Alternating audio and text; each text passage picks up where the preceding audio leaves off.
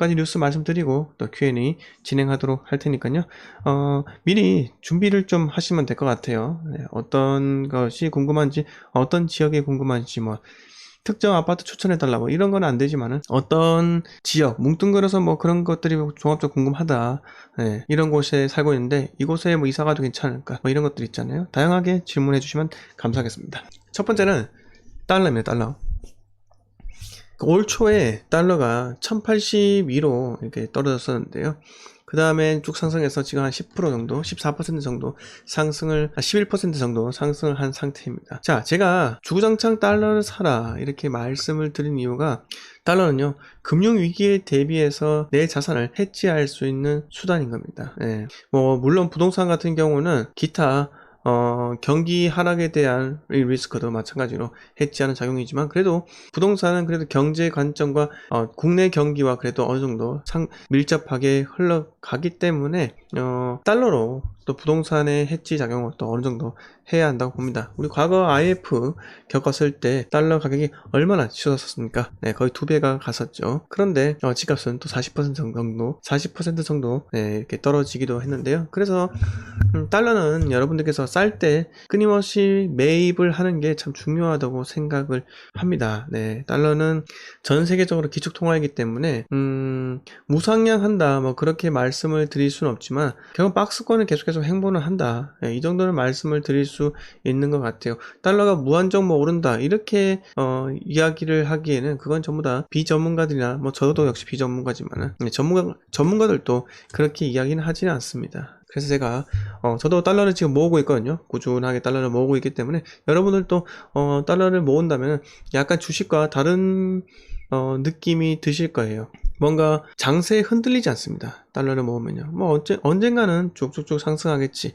마치 제가 투자를 매우 안전한 자산에 투자한 것처럼 뭐 그런 느낌이 드니까요. 리가 없다. 뭐 그런 느낌이 드는 투자처는 정말 달러밖에 없다라고 해도 과언이 아닌 것 같습니다. 네, 최영민이 반갑고요. 해피건이 반갑습니다. 로니카 K님 반갑습니다. 자, 이거 보세요. 삼성전자 같은 경우가 1월달에 올 1월달에 달러와 마찬가지입니다. 달러는 최저점을 찍었는데 삼성전자는 최고점을 찍었죠. 이때 10만 전자 간다면서 수많은 개미들이 달라붙었지만 결국은 어떻게 됐습니까? 결국은 2분기 사상 최고의 실적이라고 나왔는데 불구하고 삼전은 8만원을 돌파하지 못하고 있어요. 어쩌면은 초장기적인 박스권에 갇히거나 서서히 떨어지는 그런 추세 이렇게 보일 수도 있기 때문에 저는 주식 투자를 하지 않습니다. 네.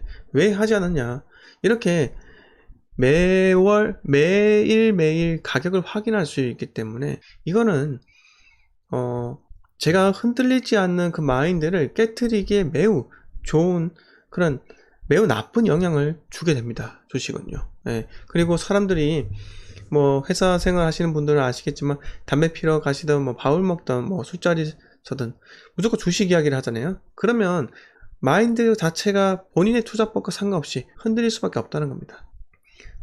하지만 이 부동산 같은 경우는 남들이 뭐라 하든 간에 내가 당장 팔 수가 없잖아요.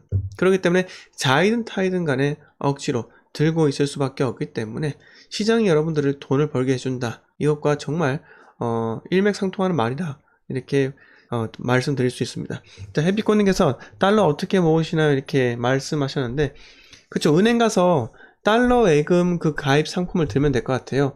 원화로 내가 원할 때마다 달러 가격을 보고 내가 원할 때마다 달러로 예금 드는 뭐 그런 상품들이 있거든요. 그걸 하시거나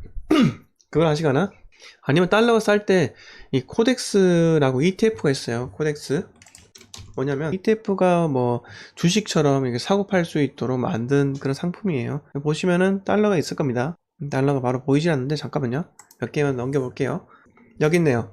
코덱스 미국 달러 선물 이렇게 있잖아요. 달러 가격이 이때 제일 쌌습니다. 이거는 달러를 내가 직접 구입하지 않아도 마치 주식처럼 이렇게 연동되는 지수를 구입하는 거기 때문에 요것도 사는 것도 괜찮은 것 같아요. 요것도 모아가는 것도 괜찮습니다. 대신에 선물이기 때문에 기존의 그런 화폐보다는, 실물 화폐보다는 약간 좀 느리게 연동이 되기도 합니다. 근데 저는 실물을 또 모으는 걸 좋아하기 때문에 달러도 정기 예금으로 들고 있습니다. 박정환님 반갑습니다. 그래서 여러분들도 이 자녀분들에게 이렇게 자녀분들의 미래를 위해서 뭐 이렇게 적금이나 예금을 드시는 경우가 있잖아요. 그럴 거에 대비를 해서 달러가 쌀 때 좀 모아가는 것도 괜찮은 것 같아요. 그 전략도 괜찮기 때문에 굳이 막 현금으로 은행에서 원화로 이렇게 모으는 것보다는 달러로 모으는 게 추후에 대한민국 경기가 침체가 왔을 때 어느 정도 방어가 된다. 이 정도로 말씀을 드리고 싶어요. 그리고 보시면은 다음 뉴스 넘어갈게요. 이게 뭡니까? 최저임금 안 줘도 되니 일하게만 해달라고 합니다. 지방 알바생의 호소라고 해요. 자, 한국경제에서 지역의 편의점 PC방 30곳을 취재를 했는데 지금 최저임금을 못 주는 사장님들이 너무 많이 생긴다고 합니다. 보시면 경남 함양군의 한 PC방 아르바이트는 시급이 7,000원이라고 해요. 근데 올해 최저임금 8,720원보다 20% 적다고 하는데 이분께서는 법을 어기면서까지 이렇게 알바생을 채용을 하는 겁니다.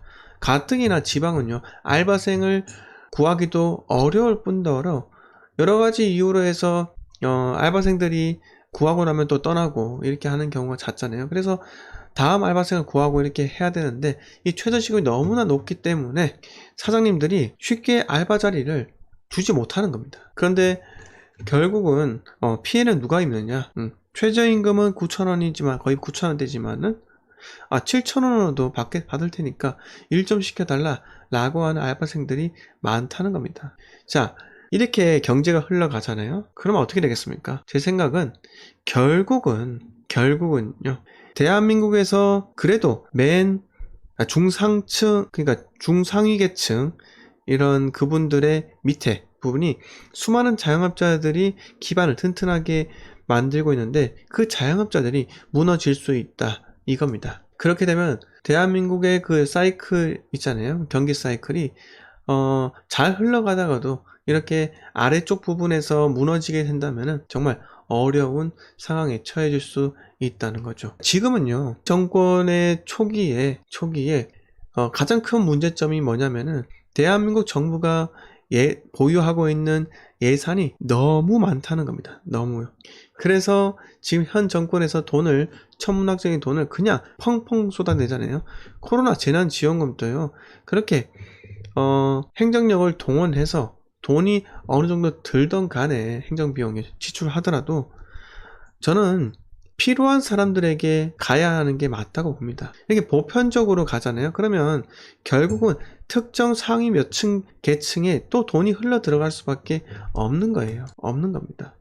이걸로 자영업자가 먹고 살까요? 그렇지 않아요. 자영업자는 오히려 이 최저임금 때문에 지금 골치가 아프게 되었고 폐업까지 고민하고 있다고 하니까요. 그러면 어떻게 되느냐? 제가 아까 말씀드렸던 대로 달러 사는 게 유리합니다. 장기적인 대한민국의 경기가 침체될 우려도 있는 거예요. 있는 겁니다. 왜 그러냐? 지금은 저금리 시대니까요. 그나마 시중에 돈이 많이 돌죠. 만약에 금리가 점차적으로 올라가잖아요. 시중에 돈이 줄어들게 돼요. 어쩔 수 없습니다. 은행으로 갈 수밖에 없는 거예요. 금리가 올라가게 되면요. 아시겠습니까? 그러면 결국은 여러분들께서 그것에 대비해서도 해지를 해야 합니다. 해지를요. 부동산 가격 떨어지는 거 아니냐 이렇게 말씀하실 수 있는데 부동산은 금융적인 환경보다는 저는 입주 물량, 그 공급 물량에 대한 그 수요와 공급, 이 작용 때문에 집값이 오르고 내린다. 그게 훨씬 더 크다고, 임팩트가 훨씬 더 크다고 생각하기 때문에 금리가 올라간다 해서 집값이 떨어진다고 이렇게 생각이 들지는 않습니다. 오른다 하더라도 0.25%씩 단계적으로 올린다고 이렇게 말씀을 하셨잖아요. 그렇기 때문에 급격한 하락, 와봤자 입주 물량이 늘어난다면은 집값이 좀 하락하겠죠. 그런데 입주 물량이 없다면은 없는 지역들 많잖아요. 광역시 같은 경우는 지금 울산도 지금 당분간 또 입주 물량이 없고 부산이 좀 있고요. 그 다음에 대구가 엄청나게 많죠. 광주 입주 물량 없죠. 대전 입주 물량 없습니다. 다만 대구, 인천이 어마어마하고 그뿐만 아니라 부산 또 한 6만에서 7만 세대가 앞으로 3년 정도 있으면 또 입주가 되고 또 엄청난 또 분양이 또 예정되어 있기 때문에 지금 저는 부산 투자는 부산에 집을 산다고 하면 말리고 싶습니다. 투자를 한다면은 그 말린다. 네, 제가 드리고 싶은 말씀이에요. 자, 엄경님 반갑습니다. 이제 이재한님 반갑습니다. 네. 자, 집값이 오르는 이유가 또 하나 더 있습니다.